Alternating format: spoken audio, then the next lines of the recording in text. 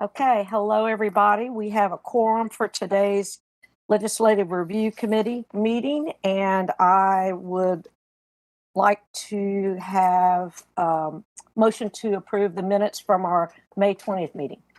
So moved. Oh, there's Avita. Hey, Avita. Hey, I'm incognito, but I'm here. Not anymore. So there's a motion. Who's a second? Carol's a second. I seconded. Oh, sorry. All in favor of approving the minutes, say aye. Aye. That's unanimous. And we have one topic today, and it involves drinking, which is LRC's favorite topic. And then, so I'll just hand it over to our new assistant manager to talk to us about the draft ordinance for today. Thank you, Commissioner Wright. And I'd like to apologize to this group for sending the information out so late. Staff has been really working on this, making sure we got it right. So I'll kick the meeting off by just a quick reminder of how we got here. So February 2nd, Mayor provided some language for this committee to kind of mull over, and I'll read that language real quick. So he wanted us to review and make recommendations regarding current alcohol serving opportunities for special events on public properties and public rights-of-way, including flexibility regarding shape and size requirements of drinking areas, food service requirements, furniture requirements, and consideration of the ratio of police officers required per physical size or occupancy. As well as review of areas managed by leisure services that may be available for special events that serve alcohol. So on February 27th, subsequently was the first meeting. Central Services staff outlined the existing ordinances and the process. Police Department staff shared their experiences of enforcing beer gardens. And since that first meeting, a lot has changed, of course, due to the pandemic, and many of our special events were put on hold. The committee recently revisited this topic at your last meeting on May 20th, 2021. Second meeting, since there are two new commissioners, we basically kind of went over the same stuff. Central Services staff reviewed key components of the existing ordinances and highlighted some considerations brought up by some event sponsors. So based on our last meeting, staff has prepared some options for the committee to consider within an ordinance type of structure. These considerations include the size of the beer gardens, furniture requirements, food requirements, and the ratio of police officers per beer garden. I think since I'm new here, all I can do is go by what I hear from coworkers and people in the community. I hear that we have great events, a lot of events held in our downtown, and I think this is something that staff is very supportive of, and we just want to make sure that we balance safety and entertainment in the appropriate manner. So what we'll put before you is a Redline Ordinance that we can walk you all through. So at this point, I'll turn it over to Sherry and Andrew to kind of talk us through what we think would be a good recommendation moving forward. And I'll also note something important here that we think this recommendation is better served as a pilot.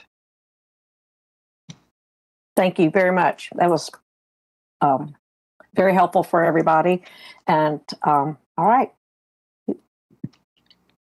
Great. Andrew, did you want to take the lead or would you like me to? Why don't you go ahead and get us started and I can fill in if there's any questions. Perfect. Okay, well, I'm going to share my screen. Sorry, the queen of having way too many tabs open. All right. Okay, so this is the draft ordinance, and I have to say, even though I'm the one presenting it, I think Andrew has done the lion's share of the work on this. I've just kind of come in and made some suggestions. And I think, as Nikki was saying, that this is a really large staff effort of trying to think of all of the unintended consequences that could result of changes. So just to kind of give you some framework of where we are right now, rather than drafting something entirely new, I think what Andrew has done is taken our existing ordinance that has the beer gardens allowance, and then he has added these possibilities. And I know technically there are two models that we're proposing, but I think this main one that I'm showing you right now is the most helpful one to start with. And so what the group of staff have kind of talked about is that there are two kind of feasible options or to the best, I guess, options that we've identified. That doesn't mean there aren't others that could be done. But one is simply just to add some greater flexibility to what already exists in terms of the size of the beer gardens or the shape of the beer gardens, but still maintain that basic structure. This model, I guess our option C, is a bit of a hybrid approach, which does give some additional flexibility to those size restrictions, but primarily this adds a new concept of a quote festival zone. This is based in part on ordinances from the city of Milledgeville and the city of Macon, which of course Judd is very familiar with. In both instances, they allow for these kind of community festivals to have a basically an open container free zone. And there are all sorts of restrictions for how that happens. I will tell you that what we set up in this current draft, and certainly would like your thoughts on whether this is a good idea or not, is that we've made it a essentially a by right application to get these festival zone allowances. It is not a situation where someone would have to apply specifically to the mayor, commission, or the manager, for example, to get approval to hold a festival. And I believe both Macon and Milledgeville do require that. So that may be something that you all want to consider. But nevertheless, before we get into the weeds too much, I wanted to kind of just give you that framework and then start going through this. So this original ordinance, as you can see here, it focuses on the concept of a special outdoor cafe. And that's basically what we all refer to as a beer garden. So we've modified this language here to create this, to add this festival zone language. And this is where the big changes start to happen. So under the previous ordinance, you could only have one special outdoor cafe area limited to no more than 300 persons and not exceeding 4,000 square feet. And then you could potentially get additional square foot area, or a special outdoor cafe area, excuse me, with additional limitations. And so we just kind of modified that. So yes, that still exists, but most importantly, there is this festival option, and they are either or. So if you want to have this first original option and you want to have it on every single block that's closed for the special event, so think maybe Twilight or AFES, where there's lots of blocks that are going to be closed, and so there's lots of potential for these outdoor cafe areas or beer gardens to exist. You can pursue that route, and that's perfectly fine, but you will not be able to have a festival zone. And that's because of the concerns from staff about how they could possibly manage both of those things at the same time. This festival zone piece, which is the vast majority of all this new language, is designed to only be authorized when at least 2 city blocks are going to be closed for a special event. So this is for larger events, just at the outset. And then what we have designed is that there are certain blocks that have been identified by staff and the police as being areas where it is appropriate for us to locate these festival zones. And we talked about this a lot. One of the main considerations is that the way these festival zones are designed to work, or we think that they will work best, is if we can identify a specific block where we could block off the ends of the block. So for instance, if we're on Clayton, we could block off North Lumpkin Street, and we could block off College Avenue and have that discrete block within it be an area where people can have public containers and flow freely between the events, between vendors, and then the restaurants or bars that are located within that block. But they wouldn't be able to exceed or to leave that block with an open container. It gets a little bit more tricky with the area on Washington Street near Pulaski, where we already do a lot of large events. However, they are not quite as ideal for creating these festival zones because they do have side streets and parking lots where it would be easier for people to come in and not necessarily go through a checkpoint. Whereas, obviously on that section of Clayton Street I was just talking about, it's just businesses there. So unless someone was coming in like a back door of a business, which seems relatively unlikely, you're not really worried about a mass of people coming in that aren't coming in at there's either the North Lumpkin Street or the College Avenue entrances to that block, if that makes sense.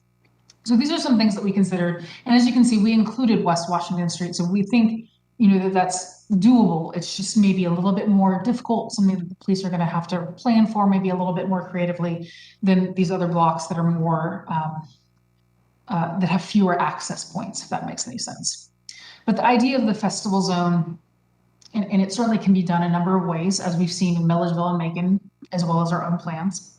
But the idea is that when people would, say on that Clayton Street example, if they're going to enter at College Avenue, we're going to make sure that, first of all, the sidewalks are not blocked off, because we want to ensure ADA access and the fact that people can still access those businesses regardless of what special event is going on.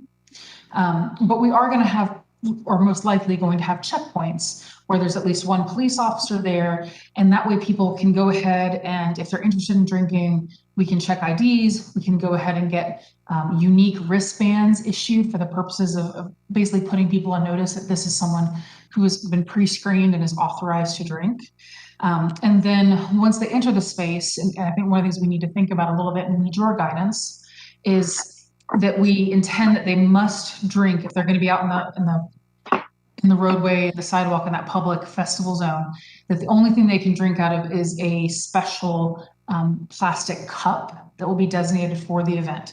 So it isn't, red Solo cups, it isn't even beer cans, because our point is we can't have people bringing in outside alcohol.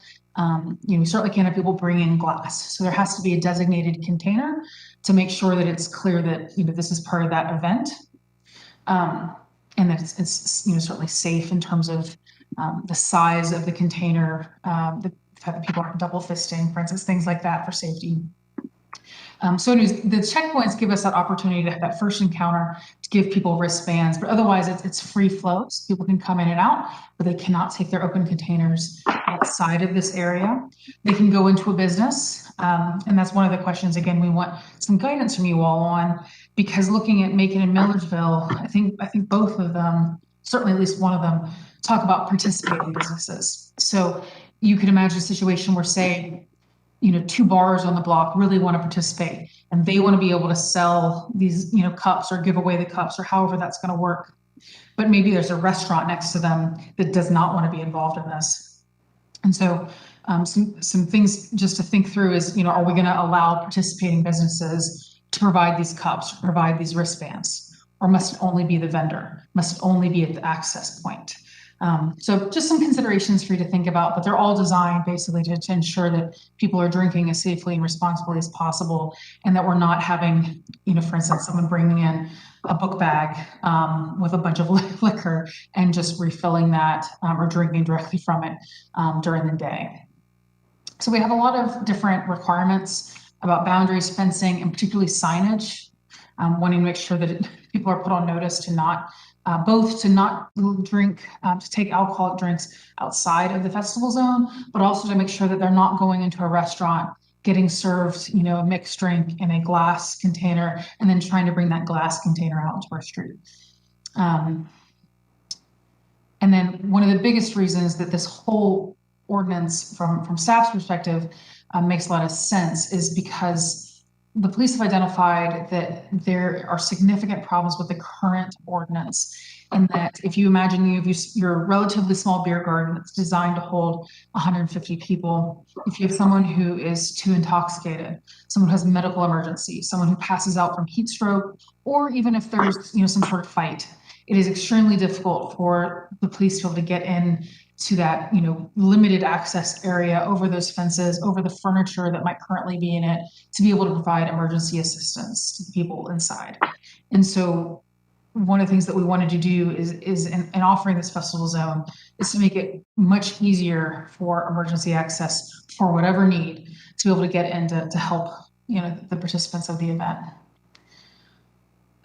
This is really just getting to the nitty-gritty about the wristbands that we just discussed, especially making sure that they're identifiable and making it clear that just because someone is wearing a wristband does not alleviate an organization's responsibility to make sure that the person they're serving is over the age of 21.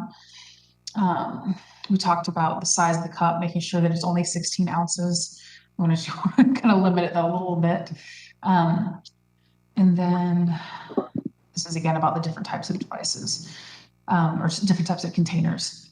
The safety provision really is just covering a lot of things that we can foresee might be problematic and that Milledgeville and Macon have foreseen as being problematic. So, making sure that even if there's a motor vehicle that's in the festival zone for some reason, you're not allowed to have an open container in that vehicle, whether it's parked or moving, as separate from our regular open container rules. And there's just some explanations of what that means for the purpose of enforcement. And then this is about who's allowed to dispense alcohol. So just added a few things about the festival zone. And that really, I think, covers most everything other than an increased permit fee for festival zones. So Andrew, I'll turn it over to you in case there's something I missed that you'd like to highlight. Yeah, I think you did an excellent job. In summary, in consultation with our public safety partners and others, kind of getting to the initial LRC charge, there probably isn't a need to have furniture within beer gardens or festival zones as a mandatory requirement, but rather as a permitted activity. As far as food, staff do recommend that food continue to be a requirement of some component of outdoor beverage, alcoholic beverage consumption, and that's really because it's a decent mitigating factor and helping people not get too intoxicated too quickly. The ratio of officers, I would say, is a pretty important logistical requirement. So even if you set everything with festival zones aside, just having somebody that can handle heat exhaustion or rowdy behavior or so on, the practice is that there's typically one officer per entry or exit point. And then if there's an extensive use of beer gardens or large areas, there might be a few roving the overall event just to handle behavior. And while that is a cost to our event sponsors, it's very difficult to imagine an event without that. And what you're seeing out of those officers is not necessarily enforcement activities so much as it is just facilitating safety. So within the beer gardens itself, I think we can create that flexibility. So before it said you can only have one 4,000 footer and then you can have all these 2,000 footers across the area. In consultation with staff, it doesn't matter. You can have a 4,000 footer per block, or you can have 2,000 footers per block. Logistically, that's not that big a deal because it's still highly regulated access. When it comes to those festival zones, that access becomes more difficult to regulate. And so that is why we recommend to you that if you use a festival zone, there would not be any additional beer gardens because it will be a challenging entity to manage because you're constantly having to be able to nudge people to not accidentally break the law, that they really do understand the ramifications of leaving the area, even accidentally with an open beverage. And certainly we're not ever going to be arresting people or writing tickets as fast as we can, but it's more difficult to handle. And then the 6 blocks were picked based off of where do the events happen, where is access easily managed, and where do we have complementary services like electricity and other things that our event sponsors require. And so we talked about Washington Street. That last one, section F, is probably the most difficult one to do, but in discussion with police, they feel like it's viable. Section E is the block that is adjacent to Hot Corner. And so because there is an increasing number of events interested in celebrating our cultural heritage, didn't want to, leave that on off. While it's not necessarily the broadest right of way, there are a couple of bars there, and certainly if you want to celebrate Hot Corner, we feel like this should be a service that is available to you as well. So with that, I think I'll kind of just pause and invite questions and feedback.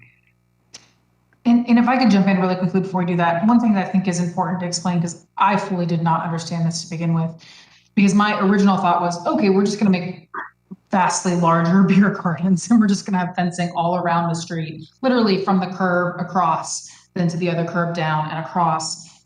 And what police were very helpful in explaining is that the big problem that they have with our current process is that, if you have a beer garden that's set up and then you have 6 feet or so of sidewalk to a bar or to a restaurant, they are constantly in conflict with individuals who are trying to cross that 6 feet with a drink that they purchase at the restaurant. And so that's why we're trying to come up with this free flow option to at least lessen these sort of unnecessary and unsatisfactory encounters with our police that police don't want to have, and we know citizens don't want to have, and they just don't understand why that 6 feet barrier exists. So that was something that we were trying to achieve here. Okay, are there more staff input until, or is this the point, Nikki? Do you think we should just go ahead and see what the committee wants clarification on, or?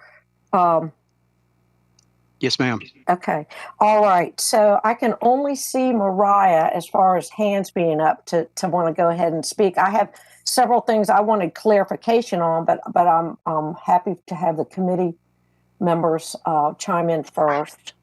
Oh, my hand was not up, so go for it. But I mean, if you're the only ones, okay. And then Carol. No, yeah, you're good. Go for it. Yeah. Okay. All right. So My hand is not up. I have no comments. I'm listening. okay. And Carol, do you guys like what you're hearing so far? I mean, Yeah. I just have some clarifications as well. okay. You go ahead and go first, Carol. Okay, so just to clarify, you only get one of these festival zones, right? Correct. Okay, so could you, since we have the Twilight coming up next, could you clarify? I mean, Twilight in particular seems, how are they doing it now, and how would they be doing it? I guess you'd have to be using the 200 block of College Avenue. They're clearly not going to use one of the Clayton streets where the race. Well, Clayton's it's not going to be, the race is not going to be on Clayton this year. Okay. Because Twilight has such a big footprint, and because they are such extensive users of beer gardens, I would be surprised if a festival zone was a good alternative for them. So what they currently do is one 4,000-foot beer garden and 10 to 15 2,000-foot beer gardens. Under this proposed revision, they could have a mix and match of 4,000 footers and 2,000 footers under the general terms of the previous ordinance. They would not be required to provide furniture, but they would food. And so they could continue to distribute them around that very large footprint.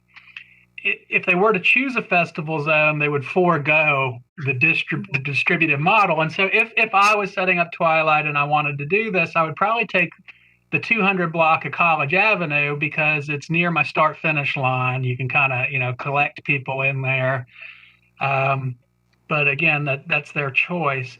Probably a more likely alternative would be either something like Athfest, where there's concentration by the stage, or the St. Patrick's Day Festival, where let's be honest, they're there to enjoy a good beverage and some Irish culture. So with Athfest, they would probably take one of these blocks, maybe make it proximate to the stage, or even incorporate one of their main stages there. And then within that entire block, you can be listening to music, interacting with vendors, and you can have an open beverage, and then through the approved process. So for Athfest, down where there's a beer garden in front of Ted's, we could just have that whole block would be turned into a beer festival zone. Correct. Okay. And then with Twilight right now, are those, there are the cafe zones that seem to be connected to restaurants and bars. And then there are the cafe zones. I know that Georgia Cycle has one at the corner of Clayton and down there by the what is it called? The end of town by the Classic Center Street. What is that? Thomas. Is that a beer zone, or how does that work with the establishments that are down there at Criterion? So if you are not on one of those 6 blocks and you are looking to sponsor some form of alcohol consumption associated with a special event, you're going to go with that option A, which is the current parameters of predefined boundary contained beer gardens or special outdoor cafe areas however you'd like to refer to them.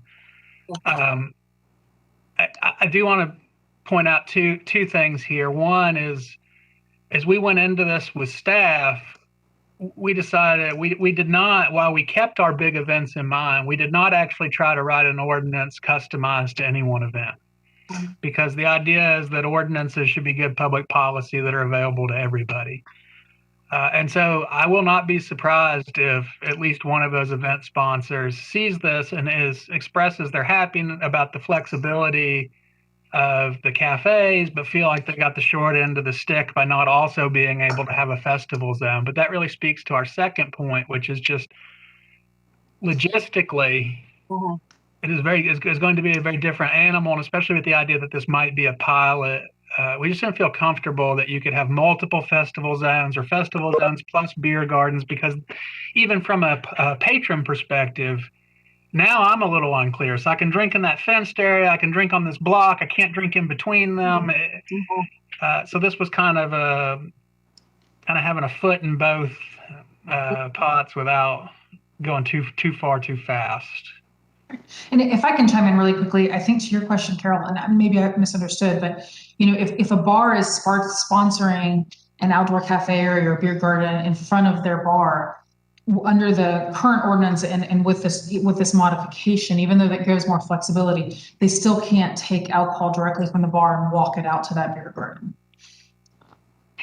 And then a final thing before we continue. So in that case, go ahead. The bar that has the area in front of it, that's different from what we're talking about now, because that's related to the restaurant, cafe, or whatever rules. That's not the special event garden. Correct. Those are sidewalk cafes that exist all year long and are more or less exclusive use of the permit holder, which is typically a bar or restaurant. Okay. So, and one other thing I do think I should mention, just because we've come up on this topic, when we were, just thinking about the types of events that are down here, looking at Milledgeville and Macon's ordinance, they're very restrictive about what types of events are allowed to use what they consider their festival zones. So in Milledgeville, for instance, a festival is a program of cultural and or entertainment events open to the general public and taking place either fully or in part on public streets. And moving on, most importantly, it has to be held in connection with a community festival sponsored by the Main Street Downtown Development Authority, Convention and Visitors Bureau, library, or other public organizations approved by the city. So under Milledgeville's, and I'm not saying that we should adopt it, but I wanted to let you know this was an option. If it was just a for-profit event, you would not be able to have an open container zone. Macon's is a little bit different, but it also focuses on the cultural events requirement, and it has to be approved by their commission. So, just some things to think about in terms of what limitations you may or may not want to put on who can use these festival zones. Sherry, thanks for clarifying that. I think that was part of what you mentioned in the beginning, that our special event permits in Athens-Clarke County, this ordinance goes under it by right. And I think that personally, I do not want the mayor commission to have to say thumbs up, thumbs down to somebody asking for a special event. So I'm happy for us to leave that as it is. If that was some feedback you guys wanted, I see some more nodding heads. Vita, I'm not sure if that chimes in with you too. I did have a question about why there was only one festival zone option in this menu that you have. And I think you answered that. And you're saying just because, so that we want this festival zone to be obvious because it has different rules.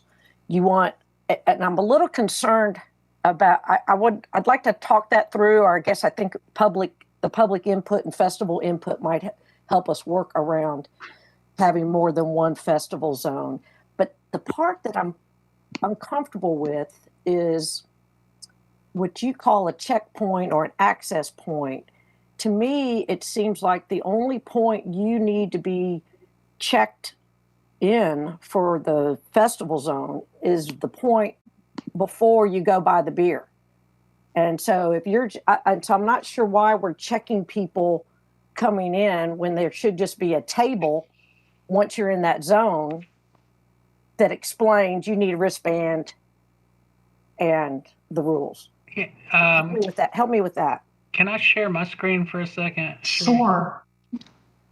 Let me see if I'm smart enough to do this. So you're correct that when it comes to checking age, that really it needs to be associated with distribution. You all should be seeing kind of the tax map of downtown.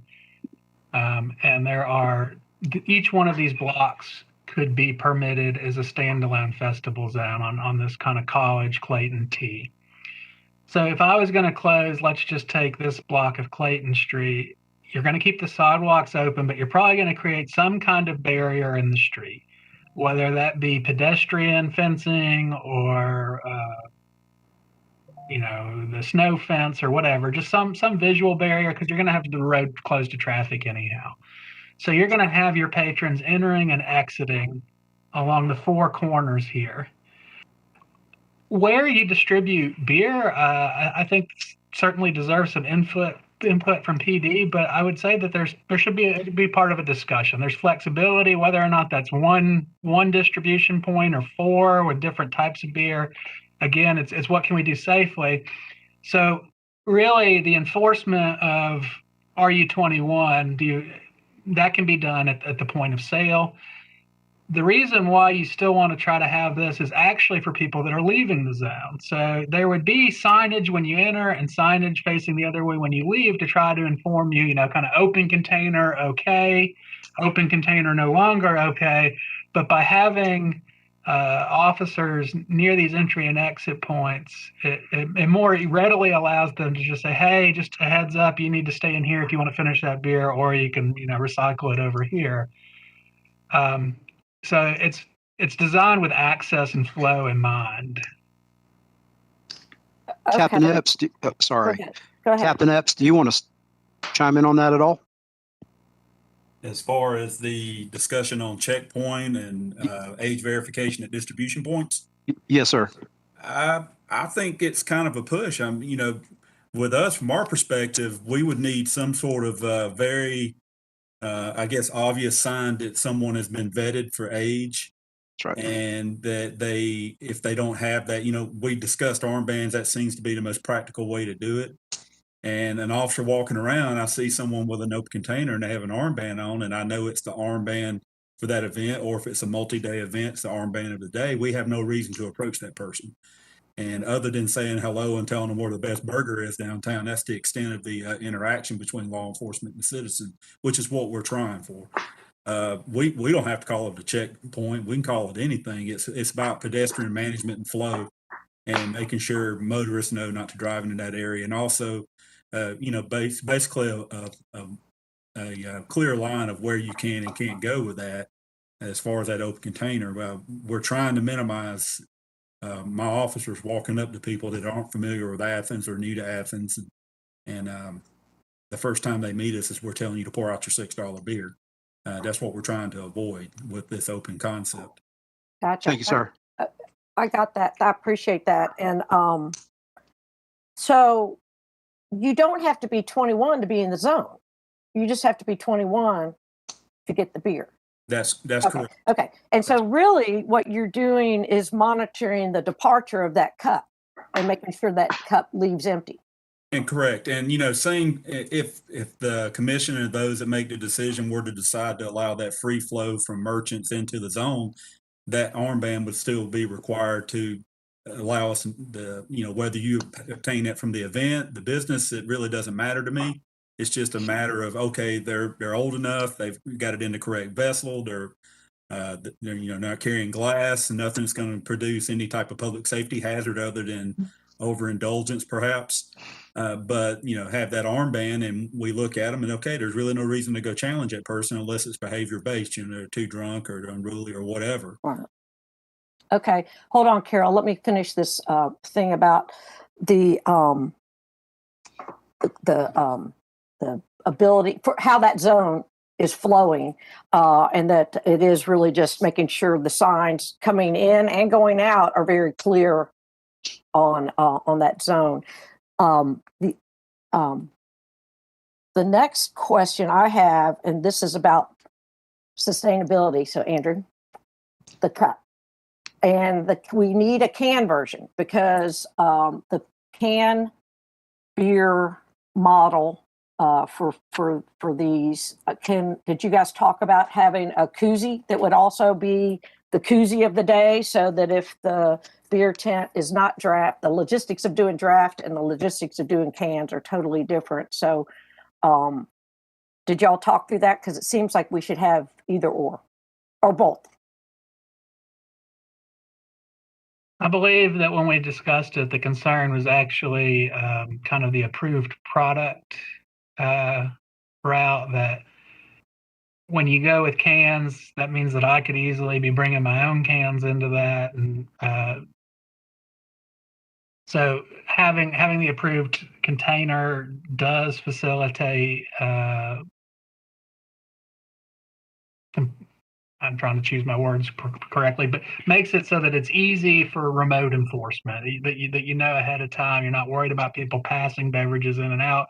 Also, let's keep in mind that with the intent of when this was originally drafted, it was meant, these are special events that are affiliated with nonprofit alcohol license holders. It was actually meant to be an economic option available to the event sponsor. And so by this, we are extending it to those businesses. So I would offer, if I'm carrying a beverage in, have I really, besides enjoying myself a bit, have I contributed to the economy of Athens, whether through the businesses or the event sponsors?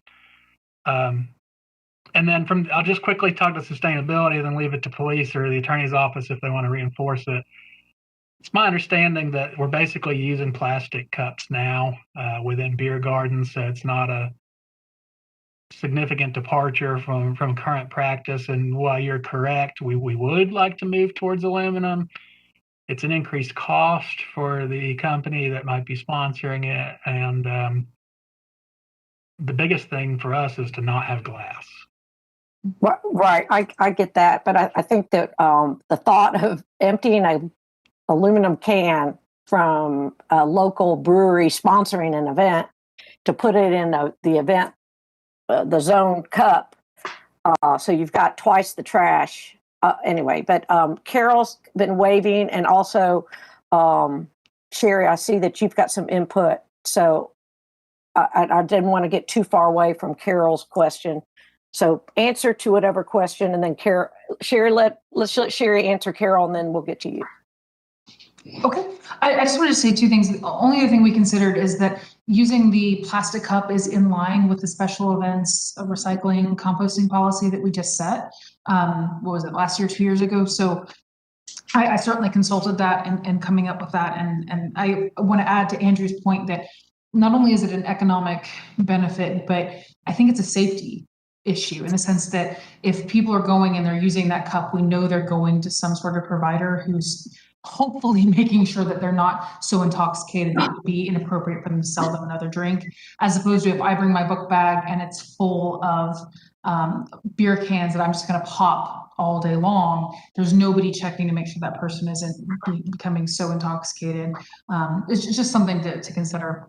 But I wanted to get back to your question earlier, Commissioner Wright, about the handling of the entries. And I just want to give you this example from Milledgeville, and I'm not necessarily saying we adopt this, but part of their point of the wristband is not just to establish age, but they require it to make sure that you've met their entrance criteria, which, and I'm not saying that we should try to get into the realm of whether people can carry weapons, but that is theirs. They are prohibiting persons from entering with weapons, other alcoholic beverages, pets, skates, bicycles, and other items which may be dangerous, disruptive, or inconvenient in crowded conditions. So that's another potential reason, or something you all might consider. It's not in our current ordinance, but it could be. And then the second part is that if you would like it to be based on when alcohol is actually distributed, we may want to consider modifying our current ordinance or current draft, because the draft is solely based on the event sponsor. Like it's the event sponsor's obligation to provide the wristband and the cup. And there may be different ways for them to do that. We might want to open that up to participating businesses as well as the event sponsors so that they could sell those cups or they could provide those wristbands. And at least one of these ordinances also has really strict requirements for those participating businesses, which is that it is a violation of the code itself if a participating business allows someone to leave their establishment with a drink that is not in an approved container. So that's something else you all might want to consider. Okay, that's some good information. And so you're saying that coming into the zone and having your ID checked in case you want the wristband and the cup is also giving the opportunity to explain the rules. It could be, and just for police to set eyes on someone and make sure that they're not bringing in Fido or they're not bringing in something that appears that it could be dangerous. I do know that I expressed concerns to staff, and I'm sure they share the concerns that having a bottleneck of people trying to enter, that could be problematic. So the LRC may be more interested in having designated sort of areas within the zone where you have to go and get your wristband and your cup. I mean, it could be crafted however you all would prefer. Yeah, I think that sounds like a good idea to me. Separate, just like you have. Okay, Carol's been waving. Carol, have we drifted very far from what you were going to ask? Well, now I have something new, in addition. Of course, that's fine. The sustainable container, question that you were bringing up, is there anything in there to make it so that we are checking this, my 2 minutes of sustainable searching here. I don't know what the latest on sustainable cups is, and is that something that should be included in here? But originally I was going to ask about the when you have the beer gardens. I mean, originally when you were talking about the police going in and out, it was a police officer who was going to be checking the ID, because you were like one per entrance. But are the police? So one question is, are the police officers involved with checking the IDs? Is it different between the festival zone and the beer garden? And then the second part was, have we gotten past this by any of our downtown bar owners or gotten input from any of the festival people on this as well? I can add one thing about that I was hoping if this got out of committee and ended up in the agenda, that gives the public launch, so to speak, and also making sure everybody knows that we really are doing this in a way to gain the input from as many people as possible versus trying to invite or possibly miss whose input we want by selecting. But that's my personal opinion, and I'll let staff, whoever wants to address that. Commissioner, I think you're correct. But to speak to whether or not the police department would look at IDs and verify that's not the intent here. The intent is for the vendor to do that. If I could chime in really quickly on the sustainability piece, Suki is watching us remotely, and she sent an email to Andrew and I really quickly saying that Savannah is actually piloting aluminum cups for their events. And of course, we recognize that it's much more costly, but she is suggesting that we consider changing the ordinance language to say approved cup rather than approved plastic cup, which I think it refers to it as both currently. So we could do that in the sense that we could potentially approve an aluminum cup in the future if that was what a vendor was interested in doing. It's not required, again, under our current policy, but that's an option. Right. And I do like the idea of how I know people keep their wristbands because of an event as well as having a souvenir cup, but I do think that having a koozie or some other way with the can would also enhance that, and that the koozie might actually be kept versus a cup being lost and tossed. But go ahead, Carol, you're waving again. Oh, no. I still the other way. So there. But again, we're doing this as a pilot. We're trying to get this out there. We want the cup obviously is going to be distinct for each event, which does allow them to have whatever logo and marketing that they want. And then I guess too, Sherry, you all started off with the making sure we continue to communicate. A zone is one thing, and then the beer gardens, like we traditionally are, we have also improved that with this. So the aluminum can version of serving would still be happening in the beer garden if that was the vendor's choice, right? Yes. I don't think you'd be requiring an approved cup though in the beer gardens because they're so discreet. Yeah, that's what I meant about that. The can could be there, and absolutely, exactly. And so here's my other question about the flexibility of the shape, and has this taken out the part about being up against a curb and the rectangle criteria that we used to have? Has that been taken out for flexibility? So rectangle has gone from shall be rectangular to should be rectangular, thereby allowing staff the flexibility to work on shape when needed, if it needs to be L-shaped or work around a bump or something of that nature. I think it is still required to be against a curb. Okay, and that's the beer garden, not the festival. That's back to the, okay. And then the block, 300 block of College right there in front of City Hall. Why is that not part of it? Not a festival? Because I picture Wild Rumpus there and wondering why that would, why that's left off. Because of the difficulty in controlling access in and out. So with City Hall being more of a open landscape campus, and then the bank across the street having the same thing, basically you can come or go from almost any direction, which increases the likelihood that you may go with a beverage and then create that unwanted interface with our public safety staff. I see. Okay, so this is back to the, because I was trying to think of it, we shouldn't be so concerned about people coming into the space until they go to buy the beer or the wine.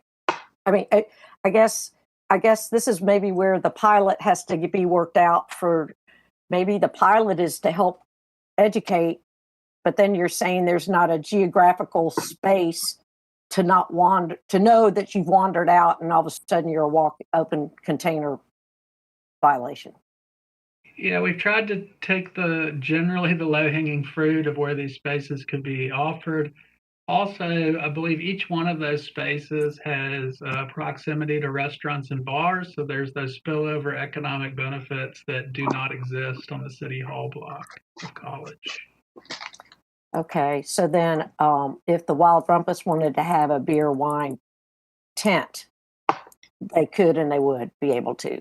If they that could was still the location. have a 4,000 foot space on, say, College, and even under the proposed ordinance revision in front of you, they could have an additional 4,000 square footer on Washington. And so, yes, they could have kind of that ending reception area if that's what they wanted to do. All right, committee members. Mariah, what are you thinking about? I think y'all asked some really good questions that I hadn't thought of, and so I appreciate y'all for bringing up some of that. I was wondering what you all were thinking about doing from here, because I honestly would like some time to reread all of this and see if I have any further questions. I can't think of any at the moment, but I also don't want to hold this up if you all feel good about it. So I just wanted to see where the rest of everyone, how y'all were feeling, and if you would feel comfortable maybe coming back to this one last time in a future meeting, in case any of us have additional questions, since we did get the draft ordinance this morning, to also give me some time to continue to think about it. Gotcha. I really want this to move forward so that Twilight, if they want to do it, you know? And so my point being is the reality of the timeline would be if we vote for this to move out of committee as a pilot to get started, then it would be on Friday's agenda, right? So it's going to be out in public there. We're going to get more, like you're saying, more eyes and ears for feedback so that we could be talking about it or approve it, or taking what we heard at the August 3rd meeting, because then we meet on the 5th, right? So we take all this in, maybe it kicks back to committee. So we're looking at approving this in the August-September voting cycle? No, August 3rd. This was August title 3rd. only. Okay, We have this, yeah, we have this title only just so for this, so then it could launch out. It's on the agenda, title only, which always often needs more time. And so if we hear what the public's thinking, hear what other commissioners are thinking, hear what we've thought of since we sat with it longer, and then then it could come back to committee, and we could do a special session vote, maybe even at our next meeting, because it has gone out in the official format, right, of Friday's agenda for public. I think that allows time, if our fellow commissioners have a tidal wave of questions, and it seems like if we need more time, then we can always bring it back, but at least getting it moving. And, in the meantime, I will also continue to think on other considerations that we haven't discussed today and see if there's anything else that might be appropriate to introduce to the CDO, or if we need to continue discussion as a group on that. So that sounds fine to me. Okay. Yeah. I mean, I kind of want to get it on out there for all the input that we need, and letting people know. I've already talked to some people and said we need to get it out in public for that feedback. Carol, what do you personally, I would like, especially since it's a pilot, I know that I'm not going to have any questions. I know that me looking at it again is not going to change anything. Everyone knows, except for maybe Mr. Jones there, that downtown is not my stomping ground. That's not where I plant my seeds and stuff. So this is something that I do think the sooner we get it out, and for those people who downtown is their stomping ground, we're giving them a chance to put some input. But I'm 99% sure I'm going to roll with the recommendation. Okay. Carol, how about you? I think you're muted. I'm pretty sure you're muted. I'd like to go ahead and make a motion to approve it with amendment to that language. Instead of using plastic cup, to say approved cup or container. Is there some way we could have something in there so if we get the koozie worked out, we could some language in there that would allow that if it's could be worked out. I'd like to go ahead and make that motion to approve it with taking the word plastic out and putting approved. I'll second it. Okay, that sounds good. I have a motion and a second. Are we ready to vote? All in favor? Aye. Aye. All right, that's unanimous. And I do like the wording you put in there, Carol, approved container, because it could turn out that the can version of it had a certain mark on them. They could be that there's a mark that the vendor's beer can is. I don't know. I just want to, it's a pilot we'll work through. Staff, are you guys feeling good about launching this? Got the agenda item almost ready, don't you, Sarah? You probably already have the agenda report ready. It's not completed, but I was waiting to see how this conversation went, but we can take care of it for you, Commissioner. Gotcha. Does another thing that's occurred to me, committee, and thank you for everybody's hard work about giving us something that, you didn't give me too many choices. You gave us a good product, you gave choices, and then we'll hear from the public. Since we just approved the minutes of our last meeting where we talked so extensively about the non-discrimination ordinance, does LRC want our minutes to maybe be included in the agenda packet on the that's coming with that ordinance? I think that could be helpful for clarity. I was reading the minutes and I thought, this covers some things here. So now that it's an approved minutes, Sarah, can you take care of that and make sure that that'll be included with the non-discrimination stuff? Yes, ma'am. I can add it as an attachment. And just to clarify, you just want the meeting minutes from our May 20th meeting. Is that correct? That's correct. Don't you think, LRC, don't you think that's Yes. a good way to go? Okay. Okay, and then I guess we're set for the 5th. And then so we can share stuff with our other, our absent LRC member, as well as the GOC commissioners, so that when they start hearing things, they can either ask us or Sarah, or they can call Sarah. We have how long is the pilot for? We've yet to be determined, because I would think that if something came up that we wanted to modify it, we would. And staff, what do you think? Nikki? There's an immediate event, I think, that probably may take advantage of this particular ordinance. I think it's certainly up to this committee or to determine, or the commission to determine how long the pilot would be. But, it may be good to evaluate it after the very first event. Carol, does that fit into how quickly you want to start talking about it again? Yeah, no, well, I actually think because the criterion is very different from AthFest, and I don't know if there's another large beer drinking, event. So since AthFest is in September, I would want it to be at least till after that, so we can, have the different options. I mean, you're not going to have it's just a different kind of event. It seems to make sense to have it go through the two of those. Right. Well, I think that there's so much that we don't know. I hope that if something comes up that we need to address immediately, we will. But also, we also have other things, or should be having other things in the committee to work on too. If I might, Madam Chair. Yeah. I agree with Commissioner Myers that each event is slightly different, and the Wild Rumpus would be another example. So if y'all would be open to this, if we're having any immediate issues, staff would like to bring them immediately back and discuss those. Otherwise, you might go through the end of the calendar year, at least through the Wild Rumpus, because you've got several different types of events, and then we could reevaluate the structure of it to be flexible enough to accommodate the different types of events. That sounds fair and reasonable to me.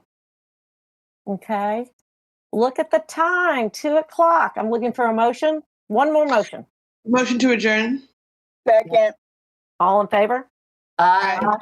All right, that's unanimous. Thank you, committee. And I think we'll talk about what we do at our next meeting based on how everything goes. All right. On the 3rd. Well, Does that sound okay? All right. Thank you, Bye, buddy. staff. Have a good afternoon. Staff. Thanks, everybody. Bye. Thank you.